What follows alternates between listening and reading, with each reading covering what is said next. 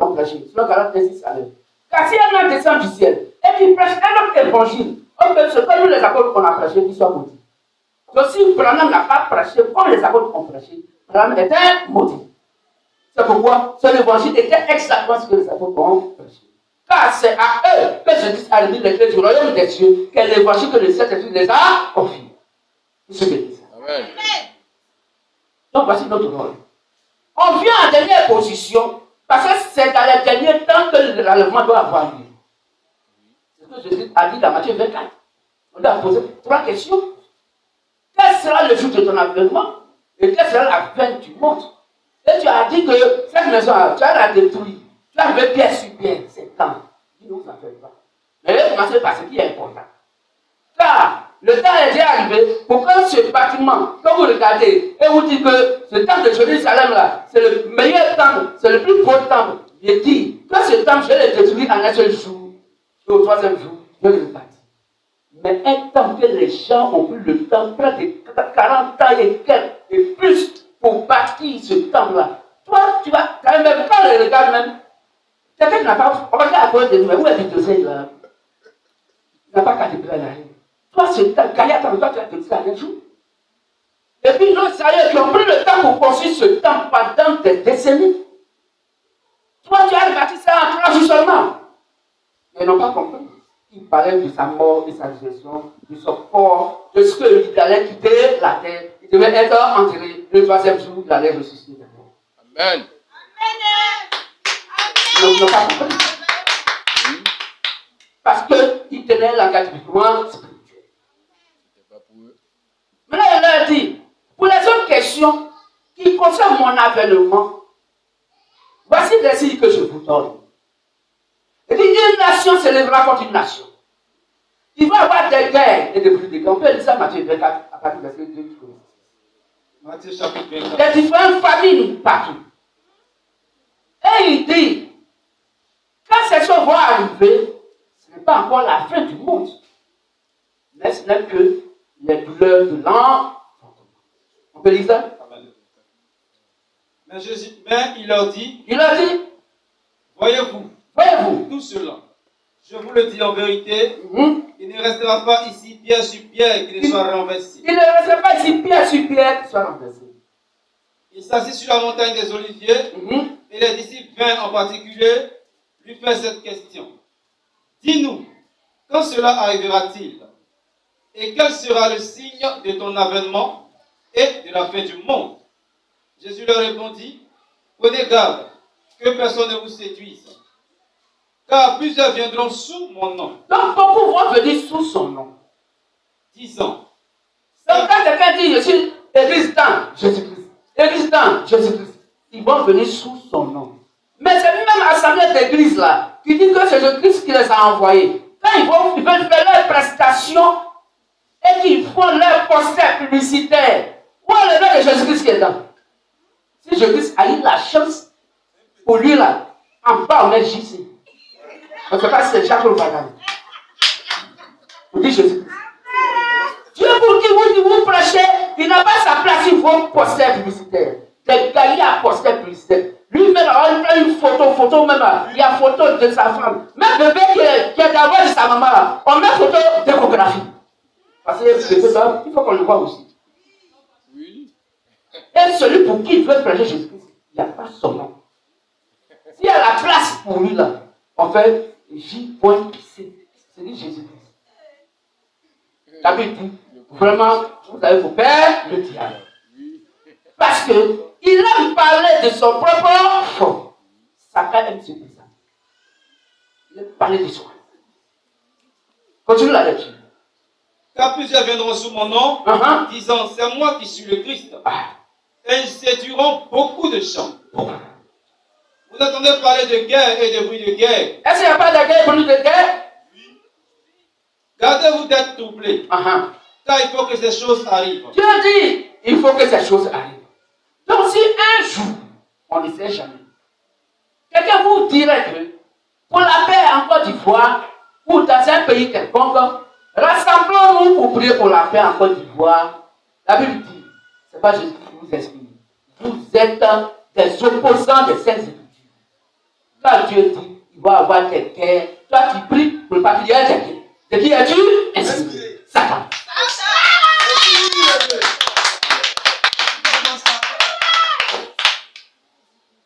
Ça paraît banal, mais c'est la vérité. Oui. Ils ne sont contre personne. Oui. Les chrétiens, ils disent ce qui est noir sur blanc. C'est pas que nous ne voulons jamais pour que nous puissions prier pour la paix dans un pays ou quoi que ce soit. Pas parce qu'on ne veut pas que le pays soit en paix ou qu'il ne soit pas en paix. Mais c'est ce que disent les Saintes Écritures. Que quand plusieurs se rassembleront et qu'ils diront paix et sûreté, alors ils les surprendront comme les douleurs d'enfantement surprennent la femme qui est enceinte. Vous disiez votre la compris. Dieu dit il va y avoir guerre, des bruits de guerre, des familles. Et puis les hommes créent des organisations pour ne pas que cela arrive. La Bible appelle ça des antichrist.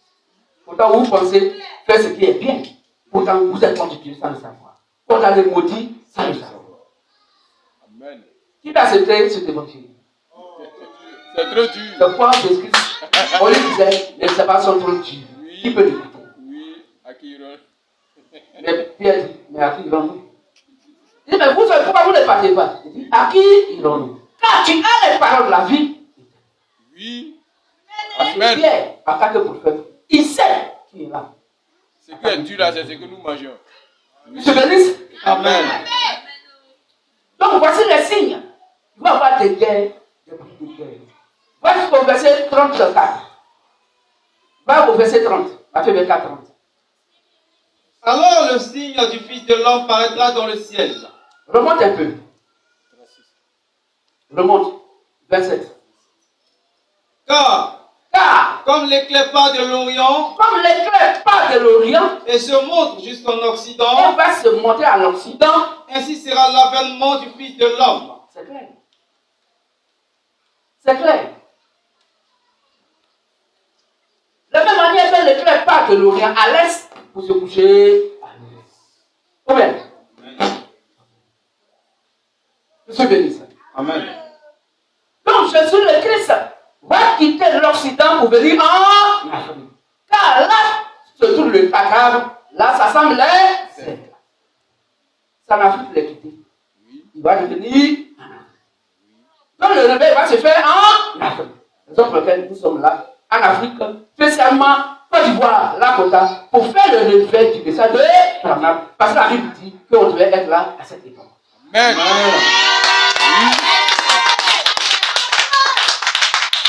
C'est ce que dit ça. Oui. Or, à l'Est de l'Orient, qui est le type d'Israël, là où le salut était venu, le salut va quitter l'Est pour venir à l'Ouest. l'Orient. La profondeur appelle la Continue. profondeur. En quelque lieu que soit le cadavre, Oui. là s'assembleront les aigles. Ok. Donc, étant assemblés là, au moment où la parole est de culte, donc qui est, donc par la religion se disant chrétienne, nous vous présentons la vraie parole qui est donc le corps du Seigneur Jésus-Christ. Et il faut qu'on soit des aigles pour manger ça. Parce que l'aigle mange la nourriture fraîche. L'aigle ne mange pas donc une viande pourrie. Donc, les asticots sont faits pour les corbeaux. Oui. L'aigle mange de la viande fraîche. Il va, et il prend sa proie, et il mange la proie au moment où le sang est encore chaud. Oui. Je bénis ça. Amen. Mais le corbeau, il va laisser pourrir l'évangile. Quand l'évangile sera plein d'asticots, c'est là qu'il a l'appétit. C'est là qu'il a l'appétit. Et il ne va pas manger la chair, parce qu'il n'est pas destiné à manger la chair. Il va manger les asticots. Or, l'évangile que nous prêchons, il n'y a pas une grande asticots. C'est un évangile chaud. C'est un évangile dont le sang est chaud.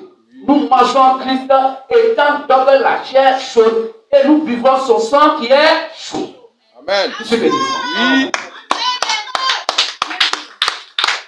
On peut continuer un peu. Aussitôt après ces jours de détresse, Alors Dieu dit après ces jours de détresse, le soleil s'obscurcira.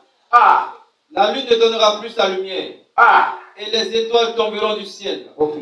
Et les puissances des cieux seront ébranlées. Donc, la phrase est quelle mondiale? Parce que le soleil qui est Christ, la parole sur la terre, c'est la partie. L'église de Christ, c'est la pluie sur la terre. Elle va sortir. Tout ce qui sera craché dans les organisations religieuses, abusivement appelées les églises, n'aura pas la parole de Dieu. Or, la Bible dit, les étoiles sont les fils et les fils de Dieu. Les étoiles vont tomber du ciel. Amen. Qu'est-ce que tu veux dire? Amen. Continue un peu. Alors, le signe du Fils de l'homme paraîtra dans le ciel. Le signe du Fils va paraître dans le ciel. Toutes les tribus de la terre se lamenteront et elles verront le Fils de l'homme venant sur les nuées du ciel avec puissance et une grande gloire. Et avec une grande gloire. Pourquoi? Parce que sur les nuées, là-bas, l'épouse va te venir. Là, le vent est lié. Amen. Tout ce que dit ça. Amen. Continue un peu, frère. Il enverra ses anges Il va voir ses anges avec la trompette avec la trompette retentissante et ils rassembleront ses élus et ils vont rassembler ses élus comme aujourd'hui. des quatre vents C'est 4 vents depuis une extrémité des cieux depuis l'autre extrémité. jusqu'à l'autre. Okay. Instruisez-vous par une comparaison tirée du figuier. Écoutez très bien. Il dit, instruisez-vous. On va dire qu'il faut s'instruire, c'est qu'il faut remonter dans l'histoire. Il faut remonter dans ce qui s'est passé. Maintenant, il parle des choses physiques que vos yeux physiques vont voir pour savoir que les cas sont terminés. Amen. Or, Dieu appelle figuier le peuple d'Israël. Quand le peuple d'Israël est son figuier. Continue. Dès que ces branches deviennent tendres, Donc, quand les branches du figuier vont être tendres, alors que le figuier avait perdu quoi? Toutes ses feuilles. Parce que quoi? Il y a eu la déportation d'Israël qui a été donc éparpillée dans le monde entier. N'oubliez pas qu'il y a eu une persécution qui s'est passée. Il y a un film, ils ont fait l'Holocauste où les Allemands ont tué beaucoup de Juifs, déportés partout. Donc, tués dans des lieux de concentration. Ils étaient tous éparpillés partout. Ils ont fui. Alors, le jour où Israël va devenir une nation, quand le figuier va revêtir, quand Israël sera une nation, quand ils vont quitter Galette, faire un lieu de fuite et revenir en Israël. En attendant, dès qu'ils sont fuis, donc Ismaël est venu pour prendre la place. Et il a construit donc la mosquée d'Ouma à la place du fondement du temple de Jérusalem. AFPM. Personne. Ça c'est maintenant le physique, hein? Oui. Les signes physiques. Et un vieux. Continue. Ça rend des gens fous, hein? dès que ces branches deviennent tendres, Donc quand les branches d'Israël seront tendres, vont revenir attaquer une nation. et que les feuilles poussent, Et que quoi? et que les feuilles poussent, Que la vie va être manifestée donc en Israël, les feuilles vont pousser. vous connaissez que l'été est proche. Donc connaissez que l'été est proche. Or, dans l'été, il faut que le soleil paraisse. Ou bien. Or, Jésus-Christ est le soleil de la justice. Donc le Père viendra pour chercher une branche. Or, c'est en avril, mai-avril 1948, hier, que Israël est devenu une nation. Amen. Or, Jésus pourrait dire que cette génération ne passera pas que ces choses arrivent. Donc, ceux qui sont en 1948 ans, ils sont encore vivants sur cette terre. Ils ne sont pas tous morts que l'avènement du Seigneur Jésus-Christ dans sa seconde venue de soit manifesté sur la terre pour venir chercher l'épouse et aller faire des langages. Et c'est cette voie-là qui, tout au milieu de la nuit que nous sommes, pour dire donc à cette épouse qui est née de Branham, alors réveillez-vous. Allons pour le mariage. Oui. Et c'est là qu'il va y avoir la séparation entre ces vierges sages et ces vierges folles. Voici notre place dans la vie. Nous ne sommes pas un 8e messager, non. Mais nous sommes le Saint-Esprit Père qui est donc le soleil qui va manifester l'été, parce que le temps d'hivernage, le temps donc difficile, le temps où où l'homme n'a pas reconnu Dieu, ce temps-là n'est pas pour les fils et les filles du temps. Il viendra pour éclairer dans leur cœur, comme le soleil apparaît pour donner la vie aux plantes qui avaient perdu leur feuillage. Parce que quand l'été arrive, la nature est jolie à voir. Il faut que la pluie tombe et que le soleil paraisse, afin que chaque entité puisse recevoir ce que elle est, attaquer sa vraie nature. Quand le soleil brille sur les bons et sur les mauvais, la pluie tombe sur les bons et sur les mauvais. Oh, la pluie, ça part de Dieu. Le soleil, ça part de Dieu. Le pouvoir de la parole. Donc Satan prophétise, Dieu prophétise. Satan est puissant, Dieu est tout puissant. Je sais bien ça. Continue un peu la voiture. De même, quand vous verrez toutes ces choses, quand vous allez voir toutes ces choses, sachez que le Fils de l'homme est proche à la porte. Amen. Or, il est déjà là. Or, quand il vient, il ne vient pas en tant que fils de l'homme, mais il vient en tant que cet esprit. Parce que Dieu n'envoie plus un autre prophète des nations, c'est fini. Dieu en a parlé des 7 prophètes messagers, c'est 7 prophètes messagers. La Bible dit que si quelqu'un aujourd'hui dit qu'il est un prophète messager, un 8e prophète, la Bible dit il va à la perdition. Dans Apocalypse 17, verset 11.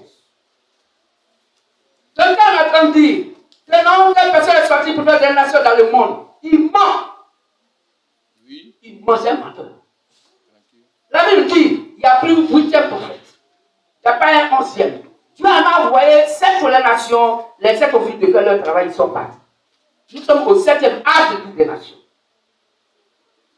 Au temps de la Odyssée, qui est le dernier âge. Après nous, il n'y a plus de christianisme qui possède toutes les nations. C'est fini. Le christianisme va aller partir vers Israël. C'est pourquoi Dieu Jésus le Christ, pendant les temps de transfiguration, s'est entendu avec Moïse et Élie. Comment il va retourner vers Israël. Après, ça va finir avec nous les nations. Amen. Oh. Apocalypse 17, verset 11. Et la bête qui était et qui n'est plus est elle-même un 8e roi.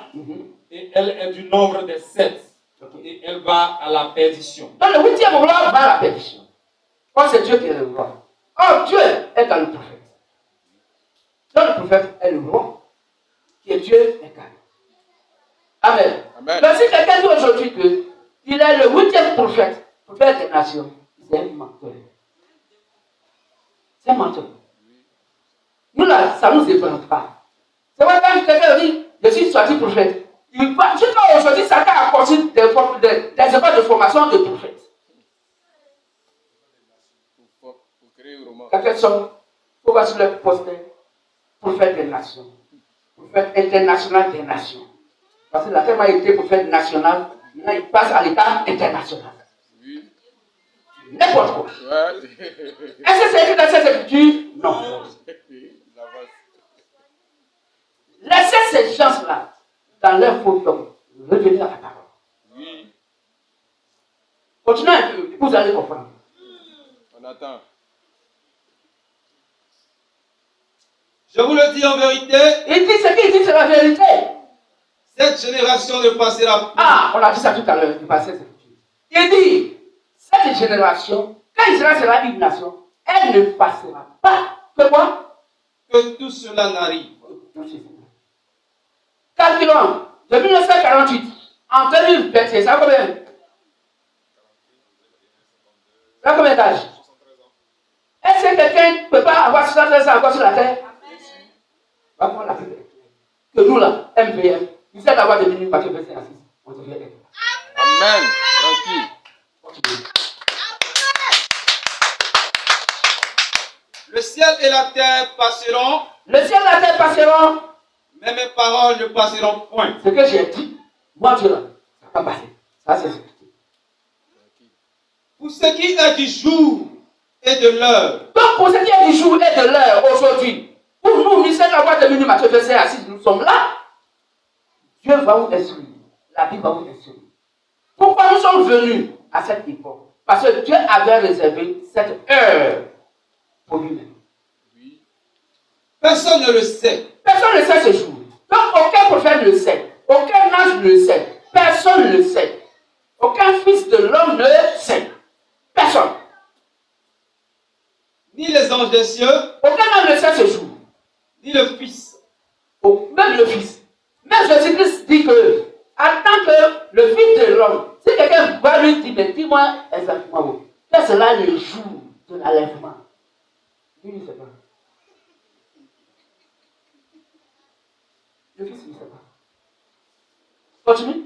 Mais le Père seul. Ah, il n'y a que le Père seul qui connaît ce jour. Oui. Ah.